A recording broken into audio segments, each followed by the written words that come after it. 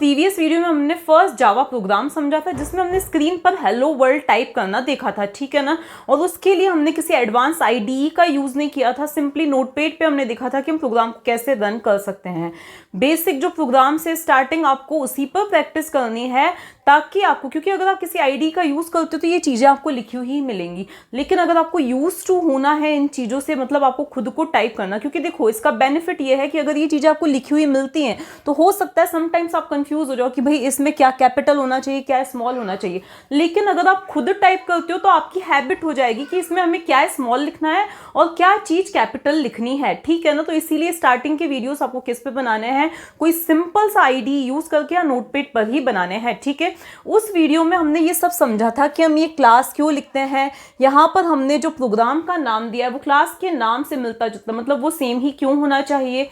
इसके अलावा public static void main क्यों लिखा जाता है, स्ट्रिंग args क्यों लिखा जाता है, हमने आर्ग्यूमेंट पास करके भी देखा था और इसका सिग्निफिकेंस हमें पता चल गया था, ठीक है। इसके बाद हमने देखा था कि हम हेलो वर्ल्ड प्रिंट करने के लिए क्या लिखते हैं, system.out.println, तो उसके हर एक वर्ड का हमने मीनिंग समझ लिया था कि क्या कौन सी क्लास के अंदर होता है, ठीक है ना। अब हम आगे बढ़ते हैं और धीरे धीरे थोड़े एडवांस प्रोग्राम्स पे बढ़ते हैं। आज की वीडियो में ज़्यादा एडवांस प्रोग्राम्स तो नहीं देखेंगे, लेकिन हाँ धीरे धीरे हम शुरुआत करते हैं, कुछ बेसिक चीज़ें ऐसी देखेंगे जिससे आपका डेटा टाइप्स का कंसेप्ट क्लियर हो जाएगा, कांस्टेंट वेरिएबल का कंसेप्ट क्लियर हो जाएगा और आपको समझ में आएगा कि हम यूजर से इनपुट किस तरह से ले सकते हैं, ठीक है ना। तो हम स्टार्ट करते हैं सिंपल सी प्रॉब्लम से। देखो शुरुआत हम करेंगे बिल्कुल छोटी सी प्रॉब्लम से। सपोज आपको क्या करना है, किसी ने बोला है कि आपको एरिया ऑफ रेक्टेंगल कैलकुलेट करना है। पहले मैं रियल वर्ल्ड से आपको क्या करूंगी, रिलेट करके फिर ही प्रोग्राम बताऊंगी, ओके। अब सपोज आपको एग्जाम में एक वर्ड प्रॉब्लम मिली है जिसमें दिया हुआ है suppose the length of rectangle is this, breadth of rectangle is this, find the area of rectangle या पेरीमीटर ऑफ रेक्टेंगल। तो आप देखो एग्जाम में क्या करते हो, कुछ वेरिएबल्स लेते हो, let L is equals to जो भी आपको दे रखी है लेंथ, सपोज एग्जाम में क्वेश्चन में दे रखी है 5, ब्रेड्थ आपको दे रखी है 7, ऐसे कुछ दे रखा है, ठीक है ना। तो आप शुरुआत कैसे करते हो, कोई एक वेरिएबल लेते हो, L इज इक्वल्स टू आपने ले लिया 5। यहाँ पे वेरिएबल मैंने नाम क्यों दिया है, क्योंकि इसकी वैल्यू आप चेंज कर सकते हो, ठीक है ना। ये वेरिएबल जिसकी वैल्यू चेंज हो सके, ठीक है। अभी और कंसेप्ट आपका क्लियर हो जाएगा। फिर आपको दे रखा है b इज इक्वल्स टू 7, तो आपने b इज इक्वल्स टू क्या दे दिया, यहाँ पे 7 दे दिया। हो सकता है कोई जो टॉप काइंड ऑफ बच्चे होते हैं 90% लाते हैं वो पूरा लिखेंगे। लेंथ इज इक्वल्स टू क्या दे दिया उन्होंने, 5 दे दिया, ठीक है। ब्रेड्थ इज इक्वल्स टू उन्होंने क्या लिख दिया, 7 लिख दिया, क्या लिख दिया, 7 लिख दिया, ठीक है। मतलब आप कोई सा भी नाम अपने अकॉर्डिंग क्या कर सकते हो, ले सकते हो। यहाँ पे हमारी दो चीजें समझ में आ रही हैं। पहली चीज ये क्या है, वेरिएबल है। वेरिएबल है ऐसा क्यों बोला मैंने, मान लिया इसी टाइप का सेकंड क्वेश्चन है, उन्होंने दे दिया length is equals to 15, breadth is equals to 70, ऐसा कुछ दे दिया, तो आप इसी एल के अंदर कोई सी और वेरिएबल वैल्यू क्या कर सकते हो, असाइन कर सकते हो। मतलब इसकी वैल्यू को आप क्या कर सकते हो, चेंज कर सकते हो कभी भी, इसीलिए ये चीज क्या है, वेरिएबल है, ठीक है।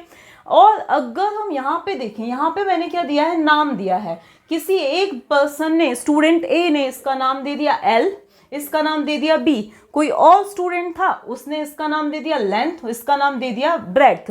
तो ये चीज क्या होती है, आइडेंटिफायर्स होते हैं जो इन लेंथ और ब्रेड्थ को क्या कर रहे हैं, आइडेंटिफाई कर रहे हैं। तो इनको क्या बोला जाता है, आइडेंटिफायर बोला जाता है। अब आइडेंटिफायर और वेरिएबल इन दोनों में डिफरेंस क्या है, देखो आइडेंटिफायर मतलब हम किसी का भी नाम रख सकते हैं, ठीक है। चाहे जैसे ये क्लास सिंपल, ये सिंपल क्या है, वेरिएबल नहीं है लेकिन आइडेंटिफायर है। इस क्लास को आइडेंटिफाई करने के लिए मैंने नाम क्या दिया है, सिंपल दिया है। लेंथ को आइडेंटिफाई करने के लिए मैंने नाम क्या दिया है, एल दिया है। ब्रेड्थ को आइडेंटिफाई करने के लिए मैंने नाम क्या दिया है, बी दिया है। मतलब जो नाम हम देते हैं किसी को पहचानने के लिए वो क्या होते हैं, आइडेंटिफायर होते हैं। अब क्या हम कुछ भी नाम दे सकते हैं, जैसे ह्यूमन बींग्स का भी कोई नाम रखना होता है इंसानों का, तो उसमें भी कुछ रूल्स होते हैं। हम कुछ तो भी नाम नहीं रख देते, जैसे पहले कोई इंसान है, मतलब कोई घर में आपके मेंबर है, नेहा नाम है। दूसरा अगर कोई लड़की होती है तो उसका नाम आप नेहा 2 नहीं रख सकते हैं, ठीक है। मतलब कुछ रूल्स होते हैं, उनको हम फॉलो करके देते हैं। अब जरूरी नहीं है कि जो रूल्स हम हमारे घर में रियल लाइफ में फॉलो करते वही हमें यहाँ पे फॉलो करने हैं। तो यहाँ पे हम यूँ बोले आइडेंटिफायर्स का जो नेमिंग होते हैं या नामकरण का क्या होता है, कुछ रूल होता है। वो रूल्स क्या होते हैं बहुत ज़्यादा डिटेल में तो नहीं बता रही हूँ, मैं लिख देती हूँ, आप वहाँ पर देख लीजिएगा। रूल नंबर 1 ये है कि स्मॉल ए से कैपिटल जेड तक, सॉरी स्मॉल ए से स्मॉल जेड, कैपिटल ए से कैपिटल जेड, आप कोई सा भी इनमें से सिंबल यूज़ कर सकते हो, आराम से यूज़ कर सकते हो, ठीक है। मतलब सॉरी, कोई सा भी आप अल्फ़ाबेट इनमें से क्या कर सकते हो, यूज़ कर सकते हो, सिंबल नहीं, ठीक है। तो कोई सा भी अल्फ़ाबेट आप यूज़ कर सकते हो नाम रखने के लिए।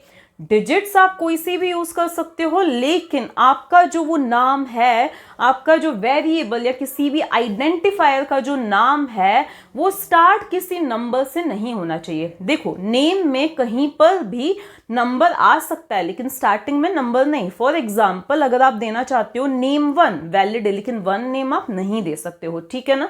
मतलब कि कोई सा भी आइडेंटिफायर का जो नाम है, कोई सा भी जो आइडेंटिफायर है, वो किसी अल्फाबेट से स्टार्ट हो सकता है, अंडरस्कोर से स्टार्ट हो सकता है, या शायद डॉलर से भी स्टार्ट हो, लेकिन किसी डिजिट से स्टार्ट नहीं हो सकता है। पूरे जो आइडेंटिफायर में स्पेस नहीं आ सकता है, कोई स्पेशल सिंबल नहीं आ सकता है एक्सेप्ट अंडरस्कोर, मतलब उसके अलावा कोई और स्पेशल सिंबल उसमें नहीं आ सकता है, ये आपको ध्यान रखना है, ठीक है ना। तो कुछ ये स्पेस भी नहीं आ सकता है। आप दे दो फर्स्ट स्पेस नेम तो वो अलाउड नहीं है, लेकिन फर्स्ट अंडरस्कोर नेम आप दे सकते हो।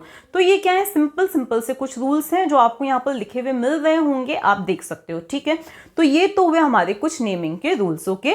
अब मे भी कुछ कवर नहीं हुए हों तो आप ध्यान दे देना, ठीक है।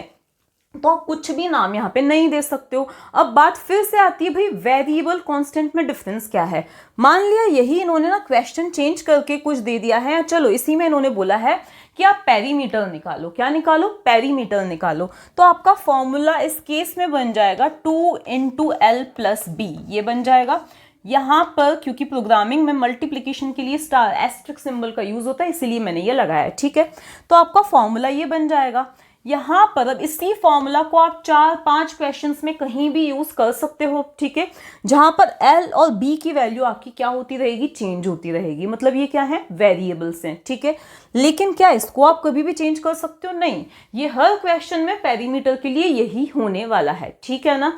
यही अगर आपको एरिया ऑफ सर्कल बोला है तो यहाँ पर आपकी जो R की वैल्यू है वो चेंज हो सकती है अकॉर्डिंग टू क्वेश्चन, बट ये जो 3.14 है ये क्या है, कांस्टेंट है, जो कि चेंज नहीं हो सकता है।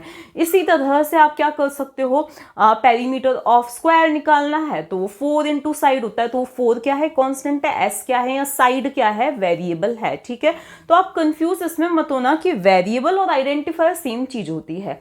आइडेंटिफायर आइडेंटिफाई करने के लिए जो हम नाम दे रहे हैं, वो नाम हम किसी वेरिएबल को भी दे सकते हैं, वो नाम हम किसी क्लास को भी दे सकते हैं, वो नाम हम किसी फंक्शन को भी दे सकते हैं, किसी को भी दे सकते हैं। वो आइडेंटिफायर है, ये वेरिएबल है। कांस्टेंट क्या है ये भी हमने देख लिया है, ठीक है ना। तो ये चीजें तो हुई। अब बात आती है, ये तो थी रियल वर्ल्ड की, अब बात ये आती है कि इसको हम प्रोग्राम में कैसे इंप्लीमेंट करें। ये चीज तो मैंने बताई दी थी कि ये बेसिक चीज है, ये तो हर प्रोग्राम में आनी ही आनी है। इसी के बीच में हमें जो भी है भरते जाना है, धीरे धीरे हमारा प्रोग्राम बढ़ता जाएगा, फिर हम अलग से भी क्लासेस ले सकते हैं, ठीक है ना। तो अब देखो, मान लिया हमारी जो प्रॉब्लम यही है, देखो 2 नंबर्स को ऐड करने की भी प्रोग्राम बना सकते हैं हम, या हम वही एरिया ऑफ रेक्टेंगल का भी प्रोग्राम बना सकते हैं, ठीक है। चलो हम एरिया ऑफ रेक्टेंगल का प्रोग्राम बनाते हैं, क्योंकि 2 नंबर्स को ऐड करने का तो आपने हर एक वेबसाइट पे, हर एक बुक में प्रोग्राम देखा ही होगा, वैसा ही कुछ है, ज्यादा कोई डिफरेंस तो है नहीं, ठीक है। तो हमें 2 वेरिएबल्स की जरूरत है, इतना तो हमें पता चला, एक लेंथ और एक ब्रेथ। नाम जो देना है हम दे सकते हैं, ठीक है ना। हम मान लेते हैं, अब यहाँ पर एक चीज है, हम मान लेते हैं कि हम ना स्टार्टिंग की अभी बिल्कुल बेसिक सी चीज देख रहे हैं, जिसमें लेंथ और ब्रेथ जो है वो होल नंबर्स ही होंगे। होल नंबर्स होंगे, इसका मतलब क्या है कि पॉइंट वाले नंबर्स नहीं होंगे, ठीक है। स्टार्टिंग हम यहाँ से करते हैं, पॉइंट वाले नंबर्स नहीं होंगे, ठीक है। तो अब जो होल नंबर्स है ना, उनका जो डेटा टाइप होता है वो क्या होता है, इंट होता है, इंटीजर।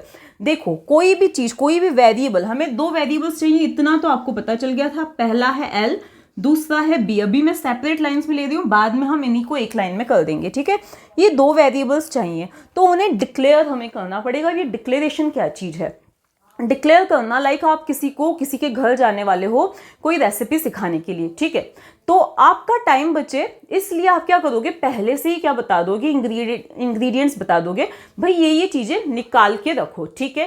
कुछ ऐसा ही ये है, यहाँ पे हम पहले ही बता देते हैं, मतलब किसी भी चीज को यूज करने से पहले हमें डिक्लेयर करना पड़ता है। क्यों डिक्लेयर करना पड़ता है? ताकि उनको स्पेस मिल जाए, ताकि उनको जगह मिल जाए। कहाँ पर? मेन मेमोरी में। ठीक है, तो आपने बता दिया मुझे L चाहिए और B, इनके लिए जगह चाहिए। तो बात यह थी कितनी जगह चाहिए इनके लिए, तो इसी के लिए हमें इनका डेटा टाइप भी बताना पड़ता है कि किस तरह का डेटा स्टोर करेंगे। अब मैंने अभी अभी क्या बताया, हम अज्यूम कर रहे हैं कि L और B ये दोनों ही इंटीजर्स को स्टोर करेंगे, मतलब होल नंबर बिना पॉइंट वाले नंबर्स को स्टोर करेंगे। तो इनका जो डेटा टाइप होगा वो दोनों का क्या हो जाएगा? इंट हो जाएगा। वैसे हम शॉर्ट इंट भी दे सकते हैं। इन सब के बीच में डिफरेंस आपका धीरे धीरे जब हम प्रोग्रामिंग करेंगे तो क्लियर हो जाएगा, और जब मैं टाइप कास्टिंग का वीडियो बनाऊंगी, टाइप कन्वर्जन का, तो उसमें और ज़्यादा क्लियर हो जाएगा। ठीक है, तो यहाँ तक मैंने बताया भाई मुझे एक L चाहिए जिसमें मैं जो क्या होगा, इंटीजर टाइप का होगा। तो ये जो चीज़ है ये डेटा टाइप है, और ये क्या है? वेरिएबल है। ये डेटा टाइप है, ये वेरिएबल है। ठीक है ना, तो मैंने ये चीजें बताई। अब यहाँ पर क्या आता है? सेमीकोलन। हाँ, सेमीकोलन लगाने से पहले हम एक काम करते हैं, भाई दोनों ही तो क्या है? इंटीजर है। ठीक है, तो क्यों ना हम दोनों को एक ही लाइन में मिक्स कर दें। ओके, तो यहाँ पे हमने क्या किया है? इन दोनों को मिक्स कर दिया, एक ही स्टेटमेंट में दिया है। हम बोल रहे हैं कि हमें L और B दो वेरिएबल्स की जरूरत है जिनके लिए आप जगह बना लीजिए, दोनों का डेटा टाइप इंटीजर होगा। अब रूल ये होता है कि जो इंटीजर होते हैं उनको 4 बाइट्स एलोकेट होती हैं। अब ये 4 बाइट्स क्या चीज़ है? तो देखो, सबसे पहले जो कंप्यूटर में जो सबसे छोटी यूनिट होती है, जैसे हमारी जो कैलकुलेशन की सबसे छोटी यूनिट क्या है? डिजिट है। ठीक है, कंप्यूटर में सबसे छोटी यूनिट क्या होती है? बिट होती है। बिट की वैल्यू या 0 हो सकती है या 1 हो सकती है, बिट होती है। ठीक है, ऐसी 8 बिट्स से मिलकर बनती है एक बाइट। ऐसी 8 बिट्स से मिलकर क्या बनती है? एक बाइट बनती है। ठीक है ना, तो ये मान लिया, अगर मैं बोल रही हूं ऐसे करके, ये एक बाइट है। ठीक है ना, जिसमें क्या है? टोटल 8 बिट्स हैं। ठीक है, अब इंटीजर को ऐसी कितनी 4 बाइट्स की क्या होती है? जरूरत होती है। 4 बाइट्स मतलब कि कितनी? 32 बिट्स की क्या होती है? जरूरत होती है। ठीक है ना, बहुत ज़्यादा डिटेल में अभी मैं आपको नहीं बता रही हूँ ये चीज़। अब हमारी मेन मेमोरी भी क्या होती है? कंटिन्यूसली क्या होती है? ढेर सारी बाइट्स का क्या होती है? कलेक्शन होती है। मतलब ढेर सारी बाइट्स क्या हुई हैं? पड़ी हुई हैं। ठीक है ना, उन ढेर सारी बाइट्स में से हमें इसके लिए, इस L नाम के वेरिएबल के लिए क्या मिल जाएंगी? सपोज ये हमारी मेन मेमोरी है। ठीक है, बहुत सारी यहाँ पे बाइट्स है। अब इनमें से मुझे जहाँ पे भी सिस्टम को, मुझे नहीं, जहाँ पे भी कंप्यूटर जो हमारा कंट्रोल है उसको लगेगा कि भाई 4 बाइट्स जहाँ पर भी फ्री हैं वहां पर हमें क्या हो जाएंगी? अलोकेट हो जाएंगी। अब ये 4 बाइट्स हमें मिल गई। ठीक है, अब इस पूरे को मैं, अब जब भी मैं बोलूंगी कि लेंथ को 4 बाइट्स मिली, तो मैं उन 4 बाइट्स को अलग अलग से डिनोट नहीं करूंगी। मैं बता दूंगी कि ये लेंथ को स्पेस अलोकेट हुआ है। ठीक है, ये लेंथ को इतना स्पेस क्या हुआ है? अलोकेट हुआ है। ठीक है, तो ये लेंथ का स्पेस है। ठीक है, इसी तरह से मैंने ब्रेड्थ के लिए भी 4 बाइट्स ही मांगी है। ठीक है, तो ब्रेड्थ को भी कहीं पे भी 4 बाइट्स मिल जाएंगे। ऐसा बिल्कुल जरूरी नहीं है कि इसी के जस्ट बाद में मिलेंगी। ठीक है, कहीं पे भी 4 बाइट्स क्या हो जाएंगी? अलोकेट हो जाएंगी। तो ये लेंथ को जगह मिली, ये ब्रेड्थ को कहीं पे भी जगह मिल गई। तो ये पहला चीज, डेटा टाइप बताने का सिग्निफिकेंस क्या था? कि कितनी मेमोरी मिलनी चाहिए। ठीक है, दूसरा ये था कि अब इसमें हम सिर्फ इंटीजर्स रख सकते हैं, कोई पॉइंट वाले नंबर्स, कोई अल्फाबेट्स हम इसमें स्टोर नहीं कर सकते। अल्फाबेट्स कर भी सकेंगे तो वो बात की कंसेप्ट है, मतलब स्ट्रिंग्स या कुछ और स्टोर नहीं कर सकते हम। ओनली इसमें क्या स्टोर कर सकते हैं? होल नंबर स्टोर कर सकते हैं। उसकी भी एक रेंज है कि बहुत ज़्यादा बड़े नंबर्स हम इसमें स्टोर नहीं कर सकते, उसकी भी एक रेंज होती है। ठीक है, एक बार अगर आप चाहें तो मैं रेंज निकालना भी आपको समझा सकती हूँ। ठीक है, तो ये मैंने 2 वेरिएबल्स की डिमांड कर ली। ठीक है, अब यहाँ पे हम आते हैं, मान लीजिए यहाँ मैंने शॉर्ट इंट लिख दिया होता तो ये एक और डेटा टाइप हुआ हमारा। तो उस केस में पूरी 4 बाइट्स ना मिलके मुझे ओनली कितनी मिलती? 2 बाइट्स ही मिलती, जो कि नॉर्मल कैलकुलेशंस के लिए इनफ होती हैं। ठीक है ना, तो अगर मैं शॉर्ट इंट लिखती तो मुझे 2 बाइट्स मिलती L के लिए, मतलब 16 बिट्स मिलती L के लिए और 16 बिट्स मिलती B के लिए। ठीक है, इतना मैंने बता दिया। अब मुझे याद आया कि मुझे ना एरिया कैलकुलेट होके भी तो किसी के अंदर आएगा, तो उसके लिए मुझे एक और वेरिएबल की जरूरत है जिसका नाम क्या है? A है। ठीक है, तो मैं चाहूँ तो यहीं पे दे सकती हूँ। ठीक है, और चाहूँ तो मैं नेक्स्ट लाइन में इंट A भी दे सकती हूँ। ठीक है ना, इसके बाद में अब हमें क्या करना है? अभी हम यूजर से वैल्यू ना लेके हम अज्यूम कर लेते हैं कि भाई जो L है उसकी वैल्यू क्या है? 20 है।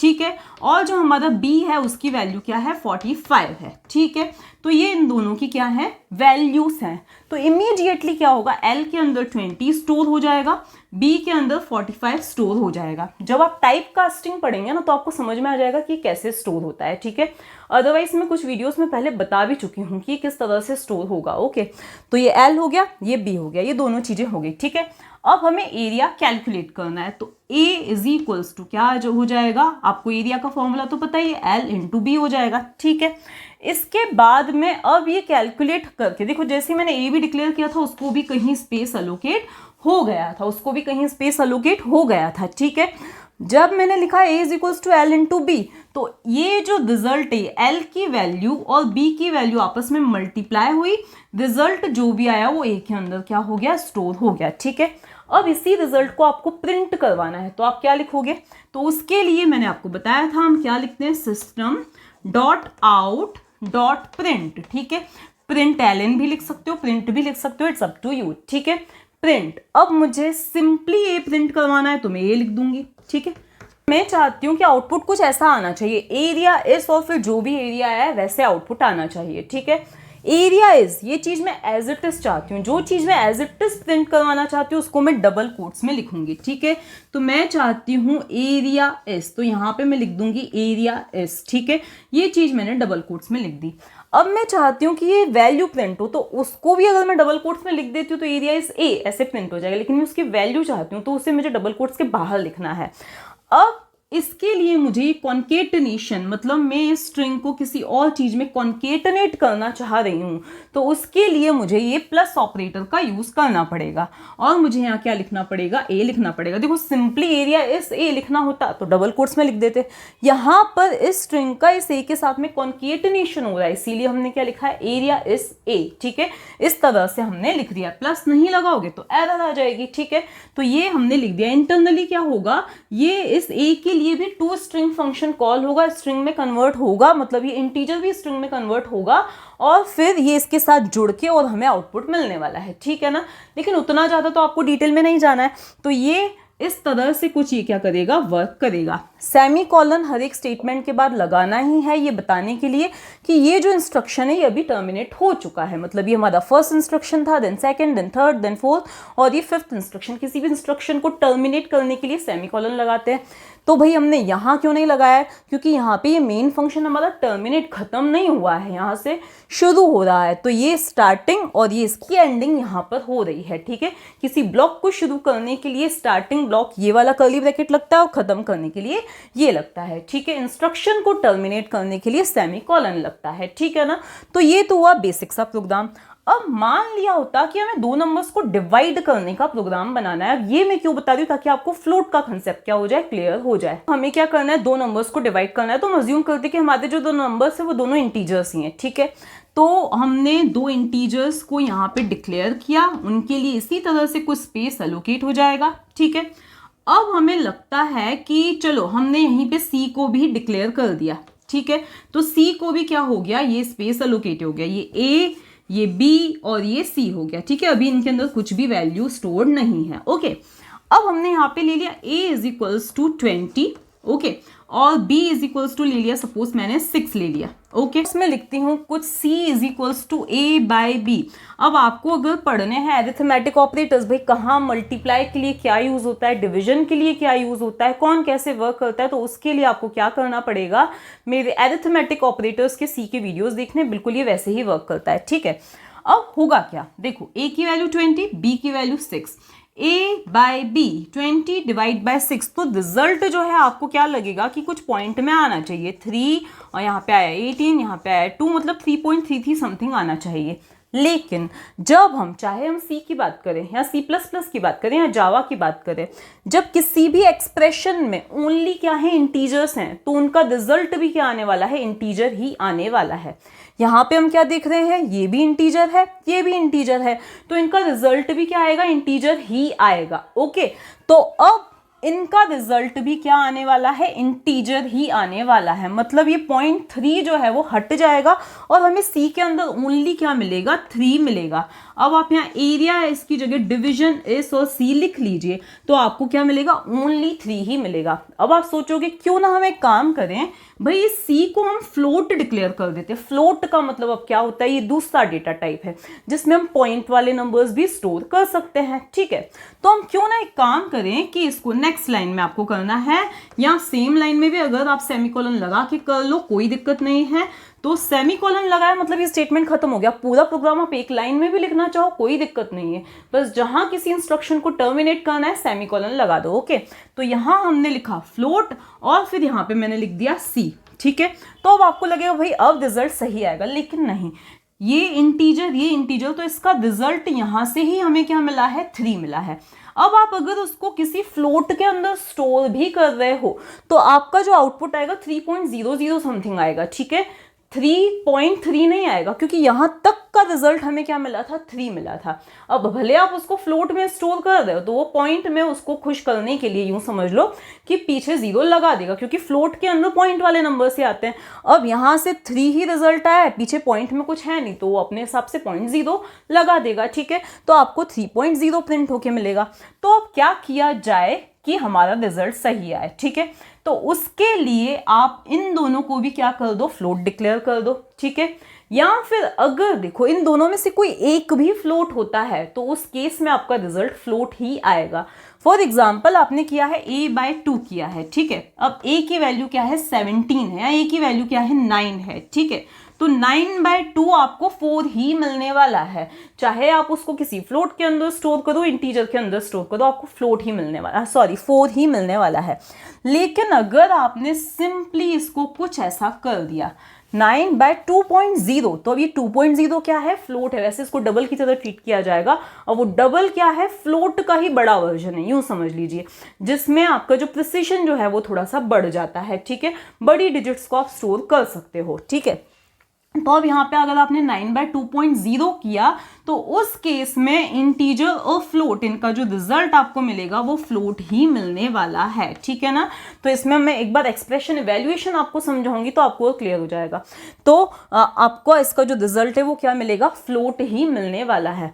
अब बात ये आती है कि मान लिया कि इसको आपने स्टोर किसके अंदर किया है, किसी इंटीजर के अंदर स्टोर किया है, सी कोई इंटीजर है, तो उस केस में अगेन देखो इसका रिजल्ट आया था 4.5, लेकिन स्टोर किया इंटीजर के अंदर तो पॉइंट हट जाना है, ओनली 4 रिजल्ट मिलने वाला है। इन चीजों का आपको क्या करना है, ध्यान रखना है। तो इस तरह से हमने देखे, एक इंटीजर डेटा टाइप है, फिर शॉर्ट इंट है जिसको 2 बाइट से मिलती है। अगर आपको पता है भी छोटे छोटे नंबर्स है तो उसमें आप शॉर्ट इंट ले लो।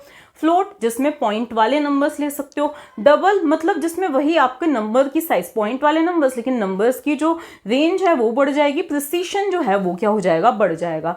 फिर आते हैं हमारे कैरेक्टर्स। कैरेक्टर में सिर्फ आप एक कैरेक्टर स्टोर कर सकते हो, उसको एक ही बाइट मिलती है। जैसे आपको सिंपली ए स्टोर करना है या बी, या किसी स्टूडेंट की ग्रेड स्टोर करनी है जो सिर्फ एक ही कैरेक्टर की जरूरत है, तो उसके लिए CHAR कैर डेटा टाइप लिया जाता है। ठीक है, उस पर अलग से हम एक MCQs काइंड ऑफ वीडियो बनाएंगे जिससे आपको समझ में आ जाएगा। ठीक है, नहीं तो भी मैं सी में कुछ बहुत सारे वीडियोस बना चुकी हूँ जिनमें ये कंसेप्ट हमने देखा था। ठीक है, तो ये हो गया। इसके अलावा भी डेटा टाइप्स होते हैं, ये जो हम यूज करें बिल्ट इन बने बनाए डेटा टाइप्स हैं, हम अपने डेटा टाइप्स भी बना सकते हैं। ठीक है, अब अभी तक जो हमने देखा उसमें हम नंबर्स को अज्यूम कर दे, भाई ए की वैल्यू इतनी है, बी की वैल्यू इतनी है। अब आप एक कैलकुलेटर इमेजिन करो, आपने कैलकुलेटर ओपन किया कोई कैलकुलेशन के लिए, उसने खुद ने ही रिजल्ट अपने हिसाब से दे दिया, तो आप ऐसी एप्लीकेशन तो नहीं बनाना चाहते हो ना।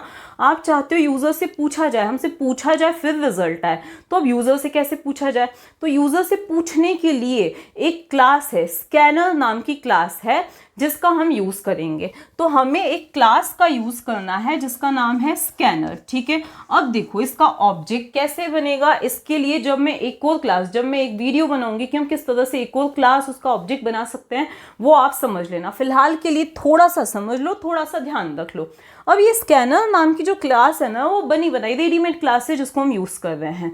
अब रेडीमेड चीजें भी किसी ने तो बनाई है, तो किसी एक पैकेज के अंदर है वो, उस पैकेज का नाम है यूटिल नाम के पैकेज के अंदर वो है, बनी हुई है स्कैनर क्लास की, उसको कैसे काम करना है सब उसमें डिफाइंड है।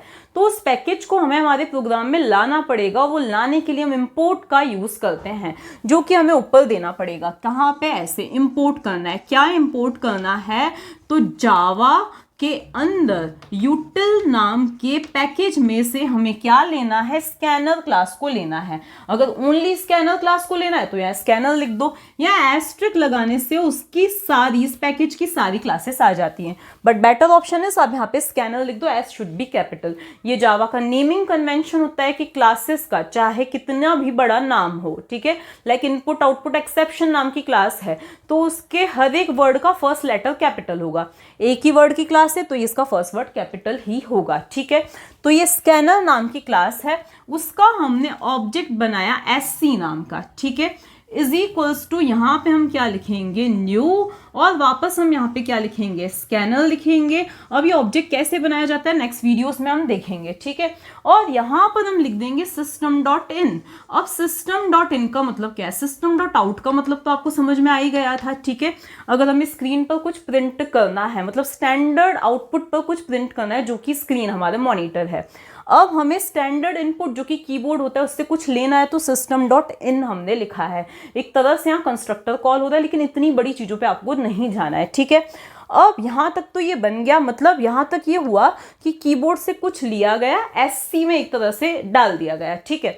मतलब एक ये स्ट्रीम बनी, एक क्या बनी, स्ट्रीम। एक जैसे रास्ता होता है ना, तो उस स्ट्रीम के अंदर सपोज ये पाइप है, उसके अंदर कुछ आ चुका है जो कीबोर्ड में से डाला गया है, ठीक है।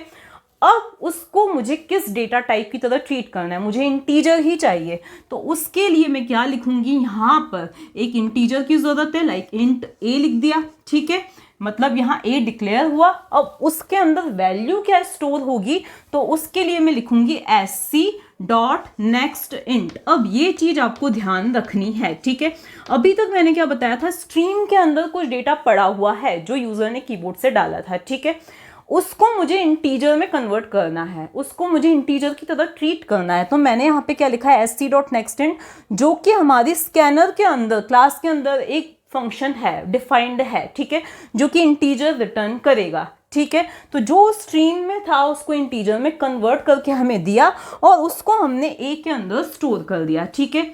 सेम लाइन आपको बी के लिए भी स्टोर करनी है, बी के लिए फिर से ऑब्जेक्ट बनाने की जरूरत नहीं है, ठीक है ना। तो यहाँ पे आप क्या लिखोगे, S C dot next int, okay. Statement को शायद मैंने गलत बता दिया था अभी, कि ऐसा ट्रीट किया जाएगा कि इस पॉइंट पर कीबोर्ड से कुछ लिया गया, नहीं, ऐसा नहीं कि इस पॉइंट पर लिया गया, इसको मैंने बताया कि भाई कीबोर्ड से अभी इनपुट आएगा, ऐसा समझ लो, कीबोर्ड से इनपुट को स्कैन करना है, इतना मैंने बता दिया, ठीक है।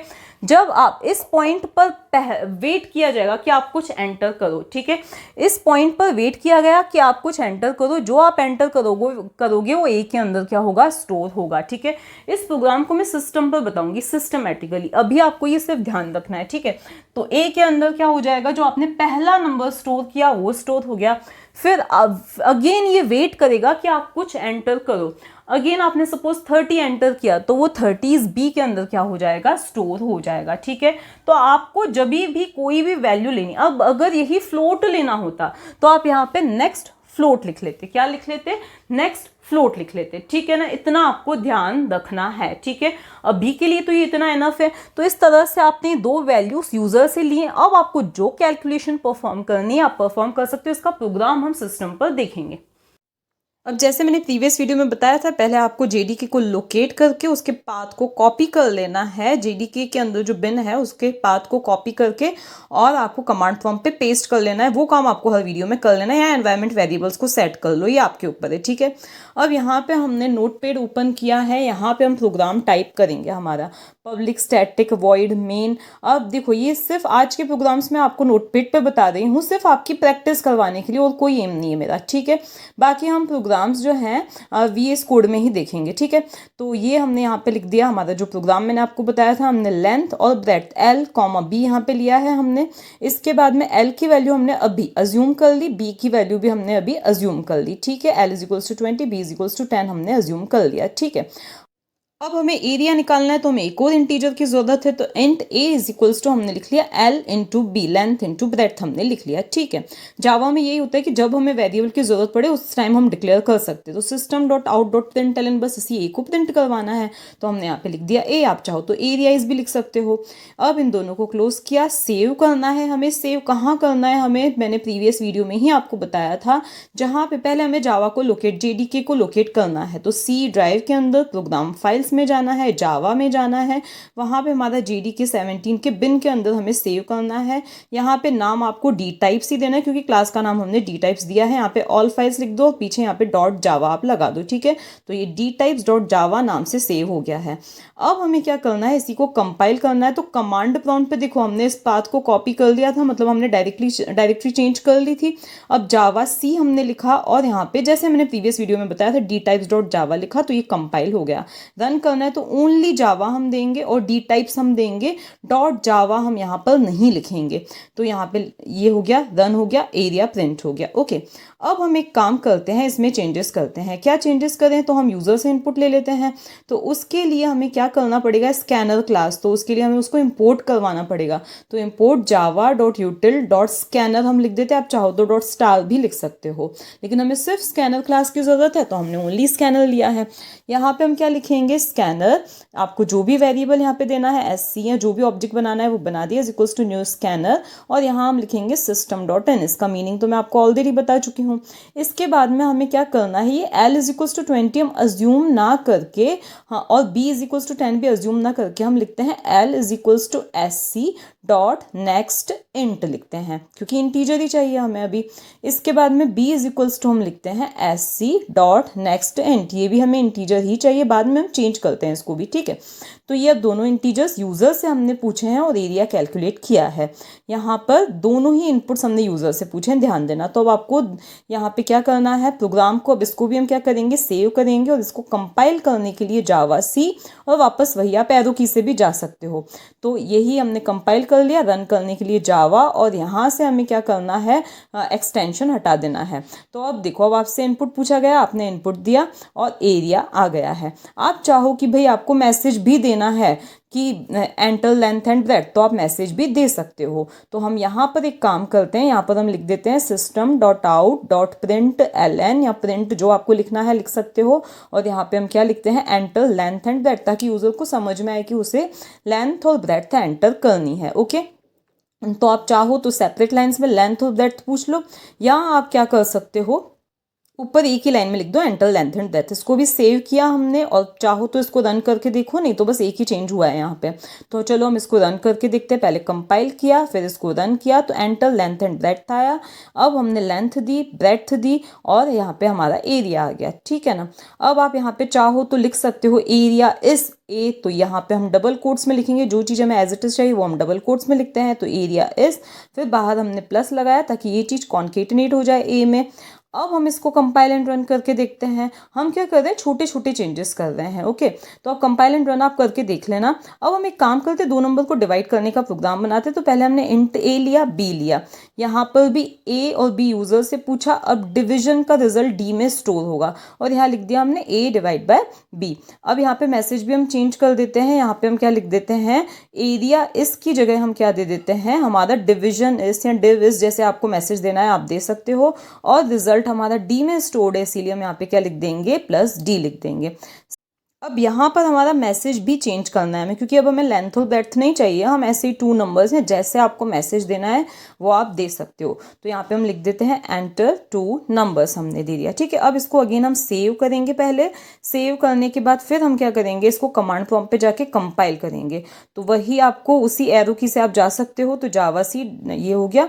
इसके बाद इसको हम रन करते हैं, जावा और डी टाइप्स लिखा। अब नंबर्स हमसे 2 पूछे। अब देखो हम नंबर्स कुछ ऐसे देते हैं, जैसे 15 दे दिया और 2 दे दिया, तो इनका डिवीजन ओनली क्या है, 7 आया है, ठीक है। लेकिन हम क्या चाहते हैं, रिजल्ट क्या आना चाहिए था, 7.5 आना चाहिए था, लेकिन ऐसा नहीं हुआ है। क्यों नहीं हुआ है, क्योंकि हमारे ए और बी दोनों ही क्या थे, इंटीजर्स, जिसका रिजल्ट इंटीजर ही आता है। चलो हम डी को फ्लोट बना के देख लेते हैं। तो भी अगर हम इसको क्या करते हैं, कंपाइल एंड रन करेंगे, तो देखो पहले कंपाइल किया हमने, अब इसके बाद हमने रन किया। अब हमने क्या किया है, 2 नंबर्स हमें देने, वापस वही हम 15 और 2 हम इनपुट में देते हैं। तो भी रिजल्ट 7.0 आया, फ्लोट में आया, लेकिन एग्जैक्ट रिजल्ट नहीं आया है, क्योंकि ए और बी इंटीजर्स ही हैं। तो अब हमें इनमें से किसी एक को फ्लोट बनाना पड़ेगा। तो हम एक काम करते हैं, बी को फ्लोट डिक्लेयर करते हैं। अब फ्लोट डिक्लेयर किया तो हम नेक्स्ट इंट तो लिख नहीं सकते यहाँ पे, तो इस केस में हमें यहाँ पे क्या लिखना पड़ेगा, नेक्स्ट फ्लोट लिखना पड़ेगा। क्या लिखना पड़ेगा यहाँ पे, हमें नेक्स्ट फ्लोट लिखना पड़ेगा, क्योंकि इंटीजर नहीं, हम फ्लोट वैल्यू ले रहे हैं। अब हम इसको सेव करके अगेन अब पहले हम क्या करेंगे, इसको कंपाइल करेंगे, फिर हम इसको क्या करेंगे, रन करेंगे। तो अब हमने इसको रन किया। अब हमसे दो नंबर्स पूछे, हमने पहला नंबर दिया 15, दूसरा नंबर दिया 2। तो अब अगर हम देखें तो हमारा रिजल्ट सही आया है, क्योंकि अगर दोनों में से एक भी फ्लोट है तो रिजल्ट फ्लोट ही बना है हमारा। तो अब हम क्या करते हैं, क्योंकि ये चीज मैंने आपको पहले ही बताई थी कि एक भी फ्लोट होता है तो हमारा अब हम एक काम करते हैं, दूसरा प्रोग्राम बनाते हैं जिसमें हम कैरेक्टर, देखो हमने इंटीजर और फ्लोट तो देख ही लिए हैं, तो अब हम देखते हैं कैरेक्टर डेटा टाइप कैसे वर्क करता है। तो यहाँ पर इसको हमने हटा दिया और यहाँ पर कैरेक्टर डेटा टाइप लिया CHAR, जिसको 1 बाइट ही मिलती है, तो हम एक ही कैरेक्टर स्टोर कर सकते हैं। तो इसको हम यूजर से ना लेके हम यहाँ पे grade is equals to A हमने दे दिया है। ओके, यूजर से हमने इनपुट नहीं लिया है, इसमें हम चाहें तो यूजर से भी इनपुट ले सकते हैं। ओके, इसके बाद में यहाँ पे हमने एक स्ट्रिंग डिक्लेयर की है, string name is equals to, suppose मैंने भूमि ही दे दिया। अब हम इन दोनों चीज़ों को प्रिंट करवा देते हैं। तो कुछ भी ज़्यादा नहीं करना है, हम सिर्फ system.out.println लिखेंगे और यहाँ पर हम हमारा नेम और ग्रेड दोनों चीज़ें क्या करवा देंगे, प्रिंट। अब सपोज मुझे ऐसे करवाना है, नेम इज़ और भूमि ग्रेड इज़ A, ऐसा करवाना है। तो name is as it is, फिर नेम आ जाना चाहिए वेरिएबल। उसके बाद में हम क्या चाहते हैं, ग्रेड इज़, तो अब ग्रेड इज़ हमें एज इट इज़ देना है। तो अगेन system.out.println हमने लिखा और यहाँ पे हमने क्या लिख दिया, ग्रेड इस, और फिर हमें क्या चाहिए, इसी में ग्रेड कॉन्केटिनेट हो जानी चाहिए, तो GRADE ये हमने लिख दिया। ठीक है, तो अब हम इसको अगेन सेव करते हैं पहले, फिर कंपाइल करेंगे और फिर हम इसको क्या करेंगे, रन करेंगे। तो अब हम CMD कमांड प्रॉम्प्ट पे गए, इसको हमने क्या कर देना है, कंपाइल कर देना है। तो वही नाम तो वही है, तो इसको कंपाइल किया पहले हमने। अब हम इसको क्या करेंगे, रन करेंगे। इसमें यूजर से इनपुट नहीं लिया है, तो एज इट इज क्या आ गया है, हमारा आउटपुट यहाँ पर प्रिंट हो गया है। ओके,